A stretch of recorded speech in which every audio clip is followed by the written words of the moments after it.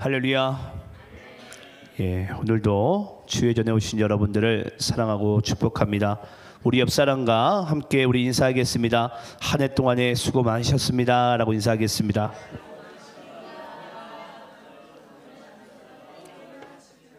한 번 더 우리 인사할까요? 올 한 해 동안에 함께 해주셔서 감사합니다 라고 인사하겠습니다.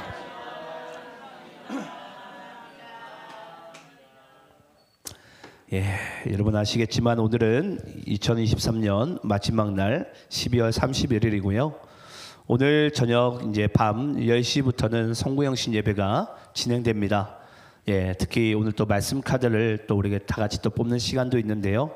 여러분들이 오늘 저녁 우리 성구영신 예배 가운데도 꼭 많이 참석하시고 한 해를 또 하나님의 은혜 가운데 마무리하고 새해를 또 우리가 소망으로 함께 출발하기를 간절히 원합니다. 자, 오늘 우리가 한 해를 마무리하면서 자, 우리 하나님께서 우리에게 어떤 말씀을 주실지 오늘은 빌립보서 1장 12절로 18절까지의 말씀, 우리 회복되어야 할 기쁨에 대해서 함께 말씀의 은혜를 받도록 하겠습니다. 신약성경 빌립보서 1장 12절로 18절까지의 말씀을 저와 여러분이 함께 교독하시면서 읽도록 하겠습니다. 제가 12절을 먼저 읽겠습니다. 형제들아, 내가 당한 일이 도리어 복음 전파의 진전이 된 줄을 너희가 알기를 원하노라. 이러므로 나의 매임이 그리스도 안에서 모든 시위대의 안과 그 목계 모든 사람에게 나타났으니 형제 중 다수가 나의 매임으로 말미암아 주 안에서 신뢰함으로 겁없이 하나님의 말씀을 더욱 담대히 전하게 되었느니라. 어떤 이들은 투기와 분쟁으로, 어떤 이들은 착한 뜻으로 그리스도를 전파하나니 이들은 내가 복음을 변증하기 위하여 세우심을 받은 줄 알고 사랑으로 하나. 그들은 나의 매임에 괴로움을 더하게 할 줄로 생각하여 순수하지 못하게 다툼으로 그리스도를 전파하느니라. 우리 18절은 함께 합독하면서 읽겠습니다. 시작. 그러면 무엇이냐? 거칠애로 하나 참으로 하나 무슨 방도로 하든지 전파되는 것은 그리스도니 이로써 나는 기뻐하고 또한 기뻐하리라. 아멘.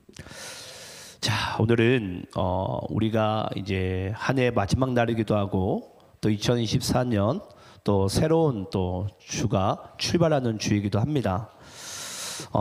여러분 오늘 제가 말씀을 이제 설교를 준비하면서 그런 생각을 했어요.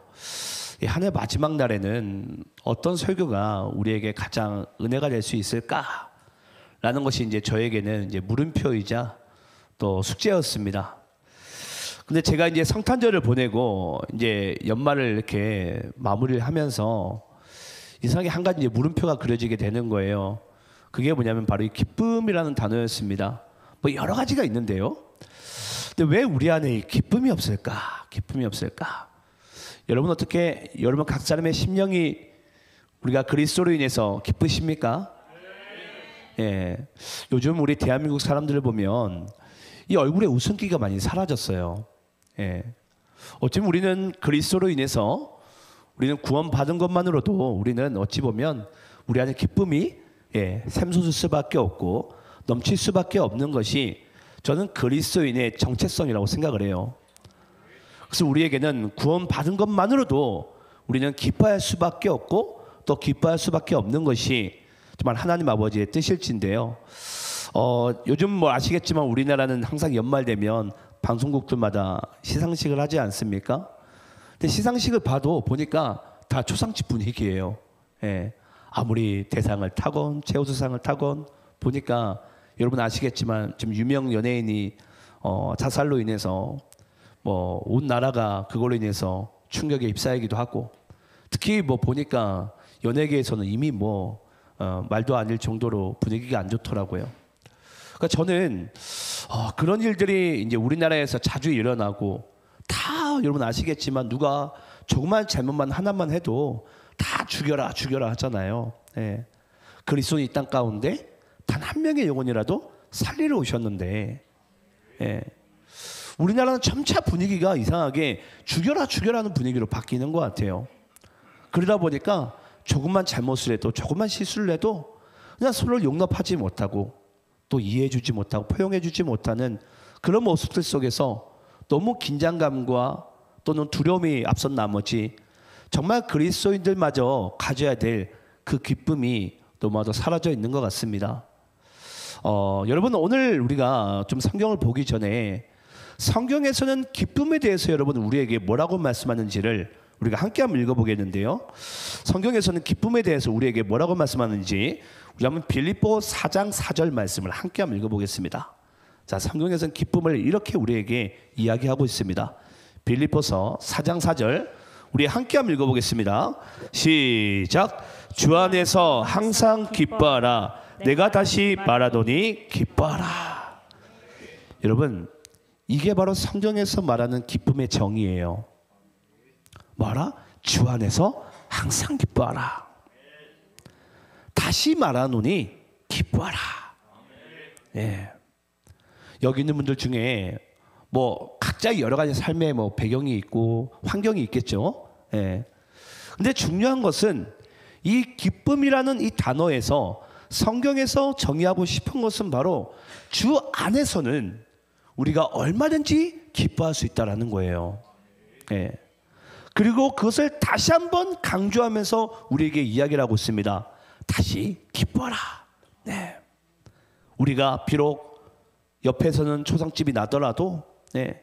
또는 우리가 엄청난 사건 사고들이 펼쳐질지라도, 내가 가지고 있는 모든 소유가 다 빼앗길지라도, 포도나무에 소출이 없을지라도, 네. 어떤 상황 가운데서도 우리가 여호와로 인해서 우리가 주 안에서 기뻐하는 것이 저는 하나님 아버지의 뜻인 줄을 믿는 여러분들이 되시기를 간절히 소망합니다. 여러분, 오늘 여기 빌립보서 4장 4절 말씀 보게 되면요, 잘 보시기 바라요. 주 안에서 항상 기뻐하라. 내가 다시 말하더니 기뻐하라. 기뻐하는 어떤 상황과 순간을 기다려서 그 순간 가운데 기뻐하는 뜻이 아니고요. 보니까 어떤 상황과 순간이 아닌 이 기뻐하라라는 이 부분이 보니까 명령어예요, 여러분. 명령어. 여러분, 신기하지 않습니까? 예를 들어서 어떤 사람이 슬픔과 아픔과 또는 좌절 가운데 지금 푹 빠져 있어요. 그런 사람에게 예를 들어서 여러분 기뻐하라 라고 명령한다고 여러분 그 기쁨이 옵니까? 예. 어떻게 생각하세요? 제가 여러분들에게 지금 내가 당장에 나의 심령이 마음이 죽을 것만 같은데 지금 기뻐하라 라고 명령한다고 여러분 이게 웃음이 납니까? 오히려 그 사람을 내가 더 손가락질하고 싶고 네가 내 마음을 아냐고, 이렇게 우리가 막 뭐라고 하고 싶어요. 근데 여러분 재밌는 게 뭐냐면요, 오늘 이 기쁨이란 단어가 보니까 성경에서는 명령어로 되어져 있다는 거예요. 여러분, 빌립보서에서 여러분 기쁨이란 단어가 총 몇 번 등장한 줄 아십니까? 16번 등장합니다. 16번. 예. 빌립보서는 여러분 아시겠지만 긴 성경책이 아니에요. 짧은 서신서이지만은 이 빌립보서에서 기쁨이란 단어가 총 16번 등장합니다. 여러분, 더 재밌는 게 뭔 줄 아세요? 빌립보서 말씀이 기록될 그 당시의 시대적인 배경은 어떤 줄 아십니까? 사도 바울은 지금 어느 상황 가운데 있죠? 예루살렘이라는 지금 이 옥에 갇혀 있습니다. 네. 그래서 사도 바울은 빌립보서를 기록할 당시에 예루살렘 옥에 갇혀 있고 1차로 예루살렘에 갇혀 있고 잠시 풀려나고 2차로 갇힌 후에 로마로 압송돼요. 예.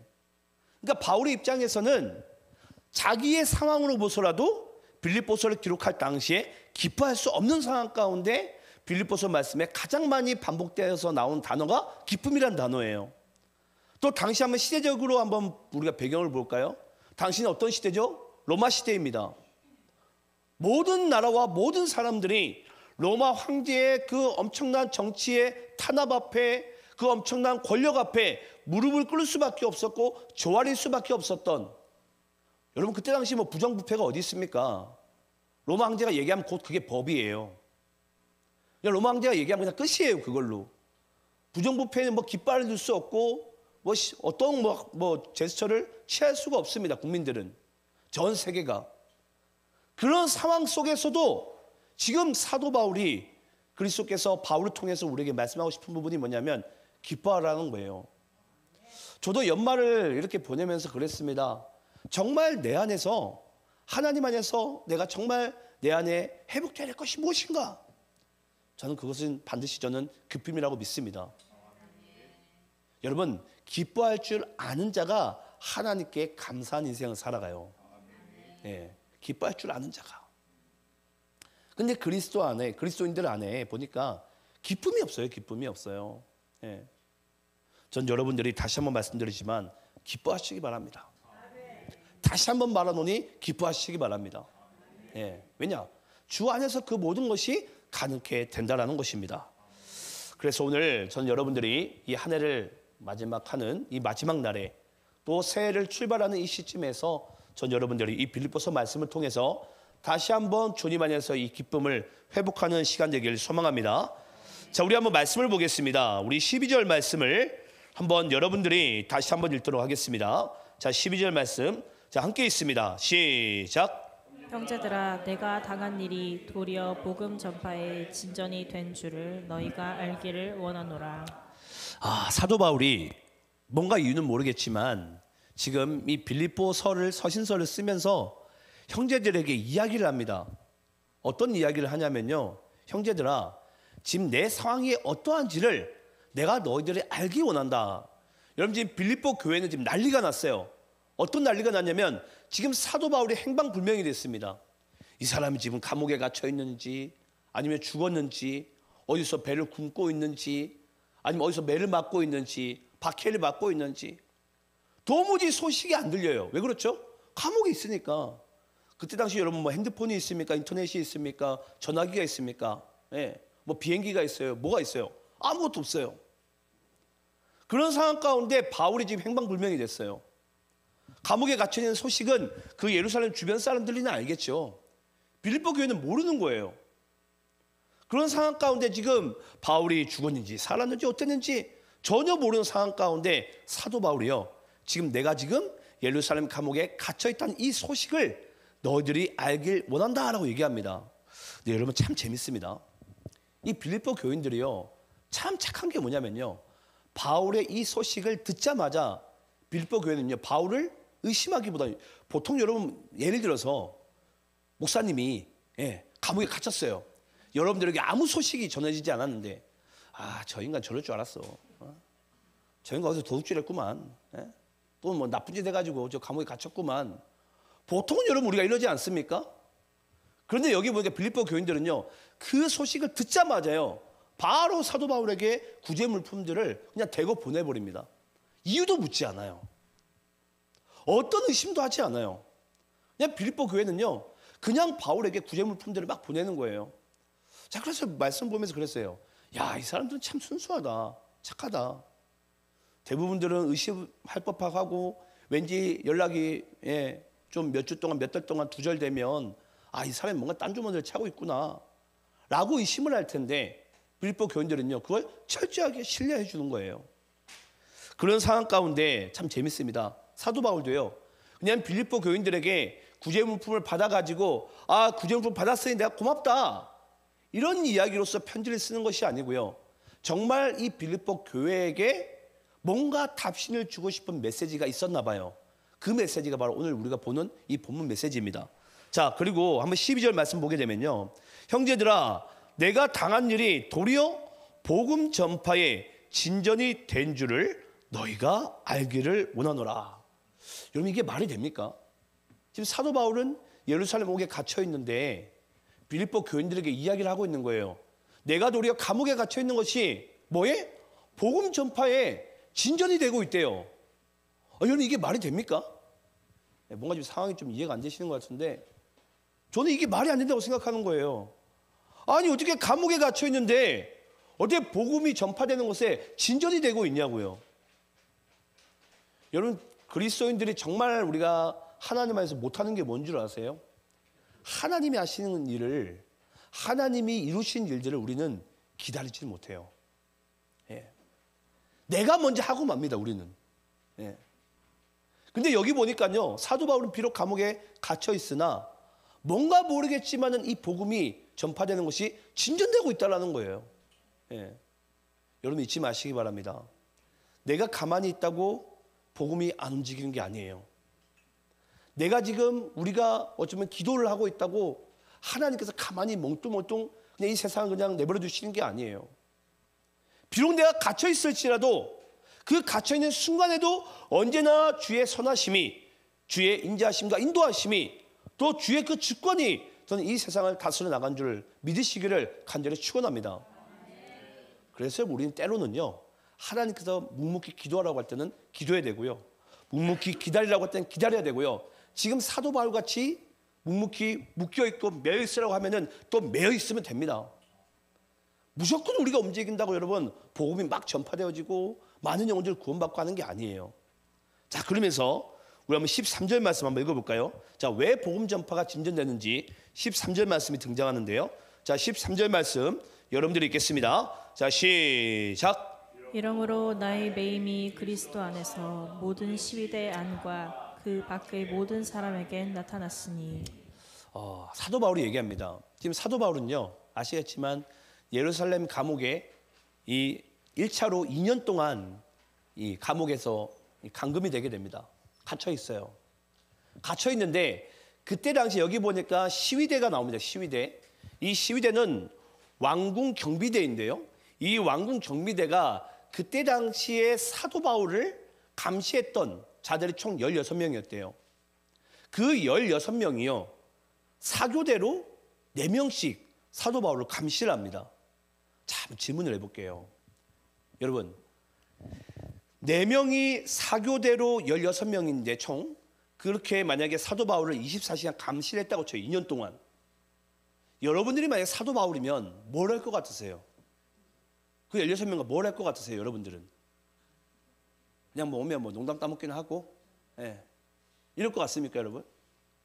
참, 여러분 사도 바울에게는 이것보다 더 좋은 순간이 없습니다. 하나님께서 지금 바울에게 얘기를 하는 거예요. 바울아, 내가 너한테 16명을 붙일 텐데 얘네들한테 좀 특수 교육 좀 들어가라. 예, 복음에 대해서. 그냥 걔네들을요 2년 내내 그냥 복음을 1단계, 2단계, 3단계, 4단계, 예, 나중에 2년 뒤에 이제 야, 내가 이제 나갈 거니까 니네 이제 졸업하자. 예. 놀라운 일이 여러분 벌어지는 거예요. 제가 보기엔 여러분 16명이 힘든 건 바울을 이렇게 뭐라고 될까요?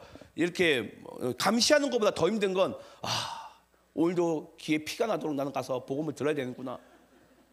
그걸 2년 내내 여러분 해야 되는 거예요. 예. 얼마나 힘들겠어요. 제가 도시안의 교회에서 제가 양해문이라는 양육을 하거든요. 예. 보통 12주 13주를 해요. 여러분 죽으려고 그래요. 그 12주 13주 동안에. 근데 이들은 2년 동안, 예, 64, 24, 예, 보니까 6시간을 매일 그냥 바울 곁에서 그냥 그 복음을 그냥 좋던지 싫던지 그냥 들어야 되는 거예요. 그래서 제가 말씀 보면서 그랬어요. 야, 사도 바울이 얼마나 오죽했으면 이러므로 나의 매임이 그리스도 안에서 어디에 나타났다고요? 모든 시위대 안과 그 밖에 모든 사람에게 나타났다. 한마디로 그 16명이 특수 제자 교육을 받더니만 그 16명이 또 밖에 나가가지고는 또 다른 사람들 복음을 막 전하지 않았겠어요? 네. 그 나타난 것을 성경 말씀이 여러분 기록을 하고 있는 거예요. 별로 안 신기한 것 같은데 저는 신기해 죽는 줄 알았어요. 야, 뭐 이런 일이 벌어지나? 네? 아니 성경이 여러분 우리가 보기엔 되게 두껍지만 이게 여러분 짧으려면 얼마나 짧습니까? 바울의 일생을 두고 따지자면 상당히 짧은 게 바울 서신서예요. 특히나 빌립보 서신서는 여러분 더더욱이나 짧습니다. 그 짧은 서신서 말씀 가운데 그 모든 시위대 16명에게 나타난 그 놀라운 복음의 역사를 사도 바울이 얼마나 기록을 하고 싶었으면 이 말씀까지 기록을 한 거예요.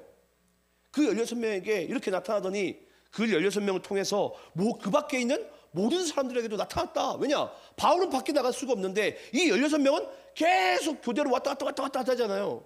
그러니까 복음을 그들에게도 전하고 또 전하고 하니까. 그래서 그랬어요. 아까 제가 기쁨이 빌립보서 말씀에 제가 몇 번 등장한다고 그랬죠? 16번. 근데 특수교육을 받았던 자들도 16명이에요.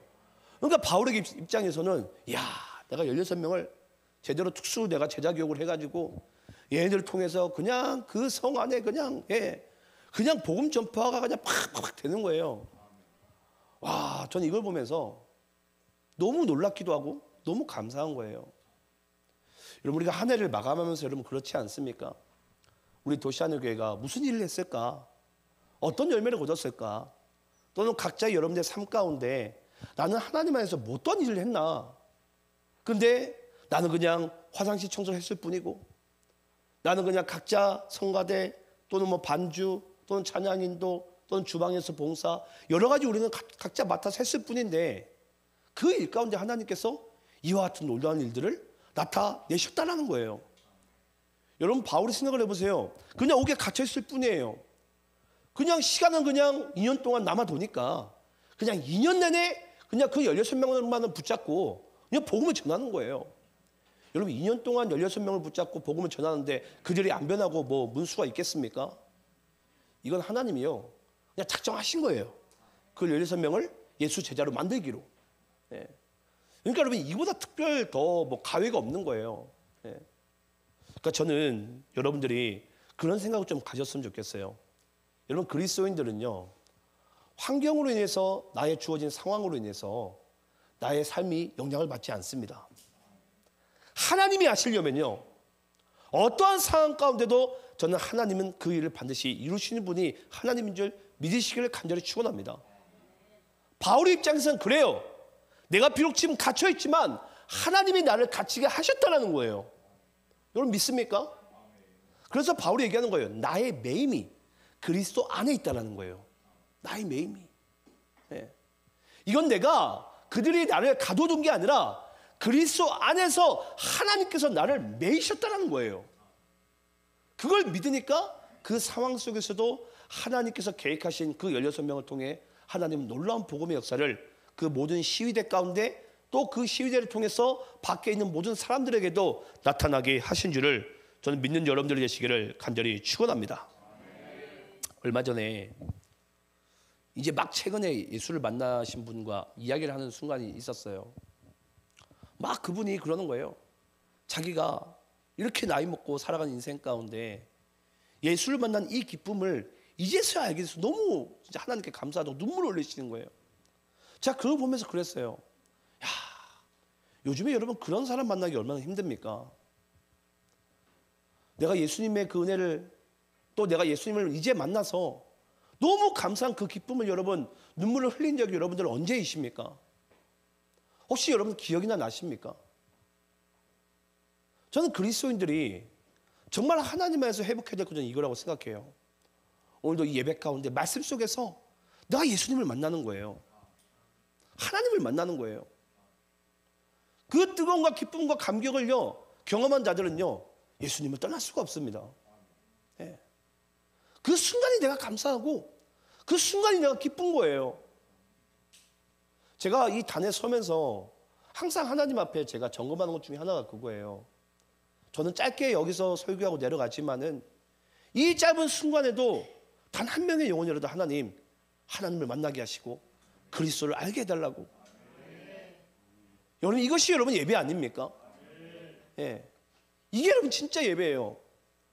그 살아계신 그 하나님을 내가 예배 속에서 만날 수 있고, 보이지 않는 그 하나님을 말씀 속에서 내가 체험할 수 있는 것이, 여러분 이것이 전 진짜 하나님께서 원하신 정말 살아있는 예배인 줄을 저는 믿습니다. 저는 그 순간을 전 여러분들이 누리시고 다시 한번 주님 안에서 회복하기를 저는 간절히 축원합니다. 그러면서 우리 한번 14절 말씀 여러분들 읽어보겠습니다. 자, 14절 말씀. 자, 여러분들 읽겠습니다. 자, 복음으로 인해서 우리가 기쁨이 회복되게 되면 이런 현상이 나타납니다. 14절. 자, 여러분들 읽습니다. 시작. 형제 중 다수가 나의 매임으로 말미암아 주 안에서 신뢰함으로 겁 없이 하나님의 말씀을 더욱 담대히 전하게 되었느니라. 여러분, 예수로 인해서, 복음으로 인해서 기쁨이 회복되게 되면요 가장 먼저 어떤 일이 나타나게 되냐면, 잘 보세요. 주 안에서 신뢰함으로 겁없이 하나님의 말씀을 더욱 담대히 전하게 되었느니라. 예. 우리 대부분 그렇지 않습니까? 상황이 이렇고 내가 전도해야 될 그 대상이 그러면요 뭔가 주눅들고 뭔가 내가 힘이 나질 않아요. 근데 진짜 그리스도로 인해서 복음으로 인해서 우리가 이 기쁨이 회복되게 되면요, 어떤 현상이 나타나게 되면 겁없이 앞뒤를 재지 않는다라는 거예요. 겁없이 하나님의 말씀을 더욱 뭐한다? 담대히 전하게 되었느니라. 예. 여러분들 안에 복음을 전하는 것이, 내가 누군가에게 그리스도를 전하는 것이 뭔가 주춤되고 뭔가 내가 여러 가지 계산과 뭔가 여러 가지 상황에 내가 매인다면 잊지 마시기 바래요. 우리는 다시 한번 그 기쁨을 회복해야 됩니다. 예. 여러분, 그래서 아시겠지만 진짜 무서운 자는요, 기뻐하는 자예요. 기뻐하는 자를 막을 방법은 없습니다. 예. 그러니까 정말 우리가 보통 이제 사회생활을 하더라도 정말 우리 무서운 사람 그렇지 않아요? 밤에 막 웃으면서 막 돌아다니는 사람들 보면 이거 뭐 방법이 없는 거예요.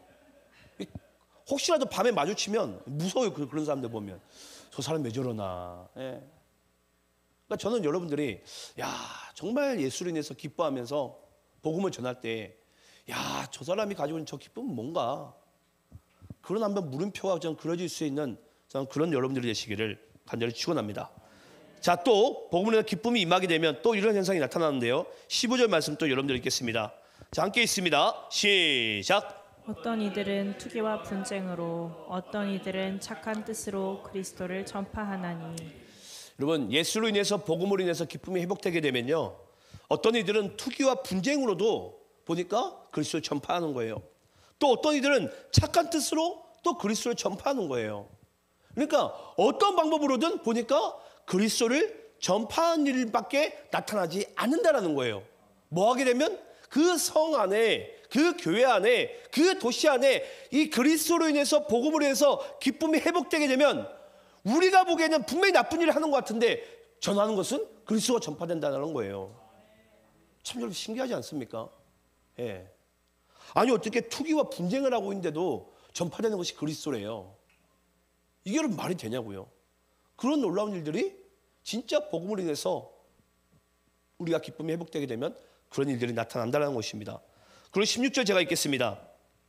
이들은 내가 복음을 변증하기 위하여 세우심을 받은 줄 알고 사랑으로 하나. 여러분, 16절 말씀 보게 되면요, 지금 바울은 예루살렘 감옥에 2년 동안 지금 구금이 되어져 있습니다. 갇혀 있어요. 근데 그런 상황 가운데 보니까 바울을 사랑하는 자들은요, 지금 우리 바울 선생님 복음으로 인해서 갇혀 있지 않냐? 우리라도 앞장 나가서 복음을 전하자는 거예요. 왜냐? 그 기쁨이 바울을 넘어서 그 함께 따르는 그 제자들에게 임하니까 그런 일들이 나타난다는 것입니다. 여러분, 재밌는 것은요, 더 이상한 일들이 나타납니다. 17절에 볼까요? 그들은 나의 매임에 괴로움을 더하게 할 줄을 생각하여 순수하지 못하게 다툼으로 그리스도를 전파하느니라. 또 어떤 이들은요, 이제 바울의 반대파예요. 바울의 반대파들이 저 봐라, 바울 선생님이 지금 복음을 위해서 갇혀 있지 않냐? 갇혀 있지만 우리라도 그러면 열심히 해가지고, 바울 반대파입니다. 비꼽게 보지만은 우리라도 복음을, 그리스도를 바르게 한번 전해보자. 그러니까 여러분, 이러나 저러나 바울을 사랑하는 사람들이나 바울의 반대파나 결국 뭐 하기로 작정한다는 거죠? 그냥 무조건 복음 전하자, 예수 전하자, 무조건 뛰쳐나간다는 거예요, 여러분. 예. 뭐가 임하니까? 예수로 인해서, 복음으로 인해서 참 기쁨이 임하니까. 예. 저는 그래서 오늘날 우리가 이 빌립보서 1장 말씀을 저는 많은 교회들이 봤으면 좋겠어요.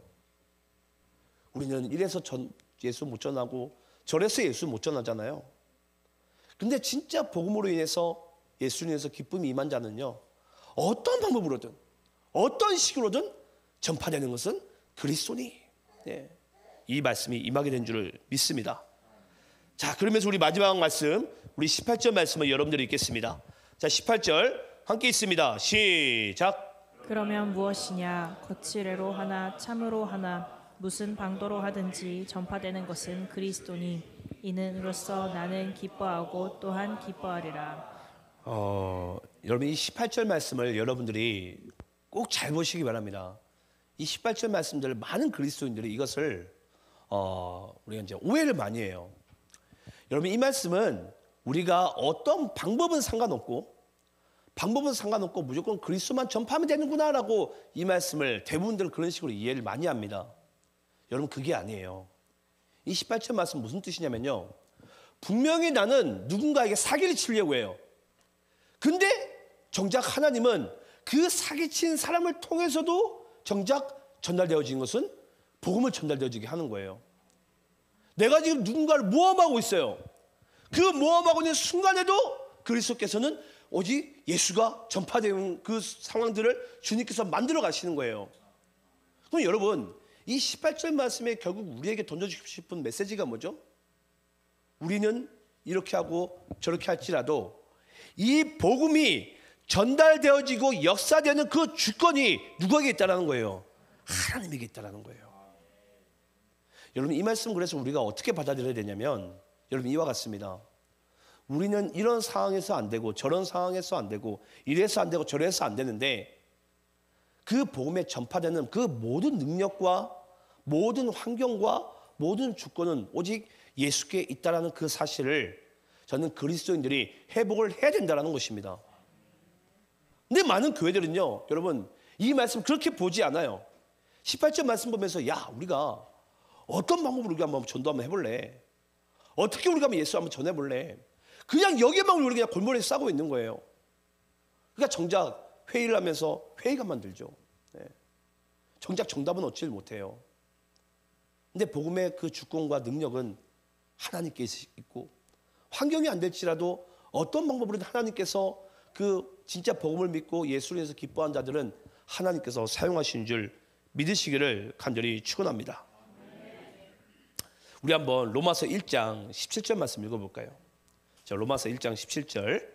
자, 함께 있습니다. 시작. 복음에는 하나님의 의가 나타나서 믿음으로 믿음에 이르게 하나니 기록된 바 오직 의인은 믿음으로 말미암아 살리라 함과 같으니라. 여러분 믿습니까? 복음에는 하나님의 의가 나타나서. 예. 여러분, 설교도 지금 제가 하는 것 같으나 이 말씀의 능력은 하나님의 의예요. 하나님께서 그냥 이상철 목사는 여기 옆에 서 있는 스피커에 불과합니다. 진짜 이 말씀을 전하게 하신 주체는 하나님이세요. 또 여러분들에게 이 생명의 말씀을 은혜롭게 하고 이 생명의 말씀을 전달케 하는 그 능력과 권세도 오직 하나님께 있습니다. 그래서 여러분, 우리가 이 복음을 우리가 믿고 기뻐해야 되는 이유가 바로 여기에 있어요.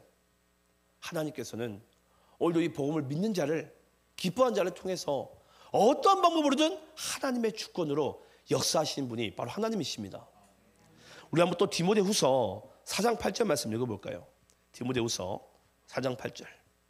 자, 우리 한 목소리로 함께 읽겠습니다. 시작. 이제 후로는 나를 위하여 의의 면류관이 예비되었으므로 주 곧 의로우신 재판장이 그날에 내게 주실 것이며 내게만 아니라 주의 나타나심을 사모하는 모든 자에게 도니라. 아멘. 여러분, 여기서 사도 바울이요, 디모데후서에서 아주 신기한 발언을 합니다. 여러분 아시겠지만 디모데후서 4장은 사도 바울의 마지막 유언이에요. 그 마지막 유언 가운데 사도 바울이 하나님을, 그리스도를 뭐라고 지금 표현하고 있죠? 의로우신 재판장으로 표현하고 있어요. 여러분, 왜 하고 많은 수식어 중에, 하고 많은 단어 중에 왜 하나님과 그리스도를 사도 바울은 의로우신 재판장으로 왜 지금 표현하고 있죠? 여러분 아시겠지만 지금 사도 바울은 곧 로마 황제의 심판으로 인해서 사형을 당합니다. 이제 며칠 안 남았어요. 그 며칠 남지 않는 그 상황 가운데 많은 사람들은 바울을 조롱하고 또 조롱할 거예요. 저 평생 복음 전하더니, 그냥 평생 예수쟁이로 살더니 그냥 저 인생 그냥 저렇게 그냥 허망하게 그냥 지는구나. 로마 황제한테 차라리 당시의 재판장인 로마 황제한테 굽신거리고 좀 살려달라고 구걸이나 하지. 저 뭐 하는 꼴이냐고 저게. 근데 바울은 얘기하는 거예요. 나에게 진짜 의로우신 재판장은 하나님이시다. 지금 내가 비록 육신은 내가 숨을 거두나, 로마 그 황제로 인해서 내가 지금 숨을 거두나, 먼 훗날, 아니 곧 있어질 그 그리스도가 이 땅 가운데 재림하실 때에는 반드시 그가 나의 의로운 재판장이 되셔서 나에게 의의 면류관이 예비가 되었다라는 거예요. 여러분, 이제 말씀을 마치겠습니다. 어쩌면 우리는 한 해가 마무리하는 이 날이요, 어쩌면 우리 각자에게는 이제 각자 스스로가 심판대에 서는 날이에요. 내가 2023년에 내가 뭐 했을까? 내가 뭘 하나님께 했으며 내가 어떤 인생을 내가 살아왔는가? 근데 여러분, 그렇지 않습니까? 내가 나를 보자면 여러분, 우리에게 무슨 소망이 있습니까? 내가 뭔가 우리가 뭘 하나님 앞에 우리가 내세울 게 있겠어요? 내 자신에게 어떤 여러분 칭찬을 할 수 있겠습니까? 근데 저는 그런 것 같아요.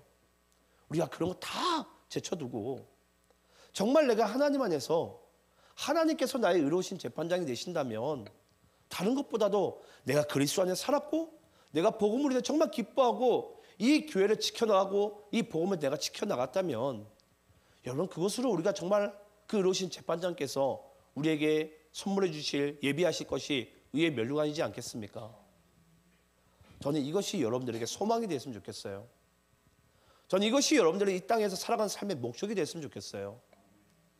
그것이 바로 예수 믿는 자를 향한 하나님 아버지의 뜻입니다. 2024년 아마 새해에서 여러분 또 아마 많은 걸 또 계획하고 있을 거예요. 하지만 이제 우리가 표도 바뀔 건데요, 새해는 우리가 복음으로 함께 가자예요. 예. 전 여러분들이 예수님과 함께 가시기 바랍니다. 복음으로 함께 가시기 바랍니다. 그 순간에 그 복음의 능력이 여러분의 삶을 어떻게 인도해 나가시는지, 어떻게 열매 맺고 어떻게 역사해 나가시는지를 우리가 함께 목도하면서 하나님께 영광 돌리며 그렇게 또 우리가 새해를 맞이하고 또 마감하는 전 여러분의 삶이 되시기를 간절히 축원합니다. 우리 함께 기도하겠습니다.